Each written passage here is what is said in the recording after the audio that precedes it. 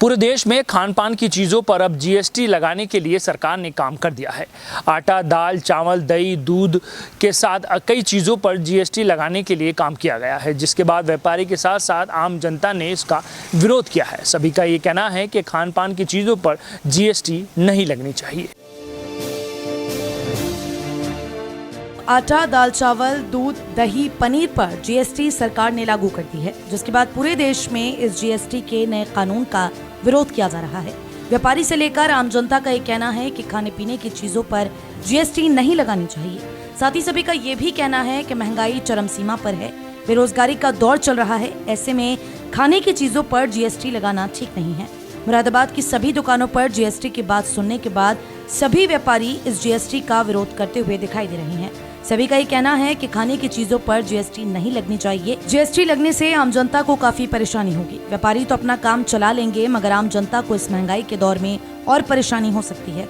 महानगर वासियों का ये कहना है कि इस महंगाई के दौर में खाने की चीजों पर जीएसटी नहीं लगानी चाहिए। आम जनता को इससे काफी परेशानियाँ हो सकती है। देखिए, ये बहुत ही गलत हुआ है जो जीएसटी खाने पीने की चीज़ों पर जीएसटी लगी है। वैसे भी रोज़गार नहीं है, ऊपर से जीएसटी पे जीएसटी लगाए जा रहे हैं।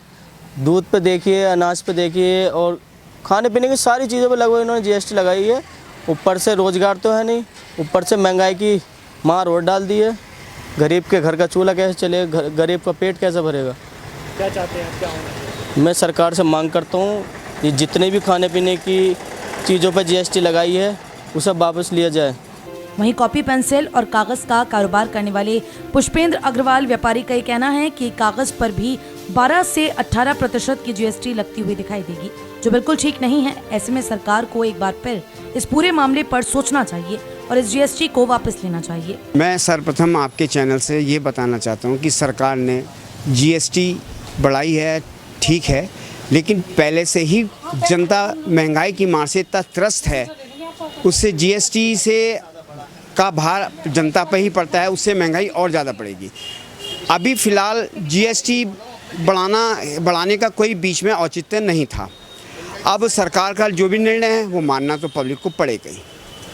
जैसे कागज़ पे कितना सुनने में आया, क्योंकि कागज़ पे पहले 12% था, अब पता चला है कि इस पर 18 कर दिया गया है। कुछ और स्टेशनरी आर्टिकल्स भी हैं जिन पे पहले 12 था, अब 18 कर दिया गया है, जो मेरी अपनी राय में इस टाइम बढ़ाना उचित नहीं था। मुरादाबाद के थोक के व्यापारियों का ये कहना है कि इस समय काम रोजगार आदमी के पास नहीं है और महंगाई बहुत है। ऐसे में खाने की चीजों पर जीएसटी लगाना ठीक नहीं है। सरकार को ये कानून वापस लेना चाहिए। आम जनता इस समय महंगाई को लेकर काफी परेशान है। इसको सही कितना मानते हैं? ये तो एक आम आदमी के लिए सर्वाइव करना बहुत मुश्किल हो रहा है। पहले तो लॉकडाउन, कोरोना लॉकडाउन, उसके बाद में महंगाई की मार, और अब उसके ऊपर फिर जीएसटी लगा दी, तो एक आम आदमी के लिए सर्वाइव करना बहुत मुश्किल हो गया है।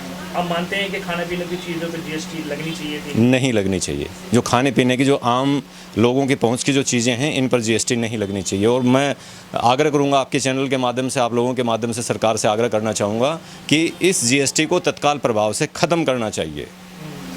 आप व्यापारी हैं, आपके सामने क्या प्रॉब्लम्स आने वाली हैं? प्रॉब्लम्स देखिए, हमारे पास महंगे रेट का माल आएगा, महंगा बिकेगा, उसमें मार्जिन भी कम हो जाता है।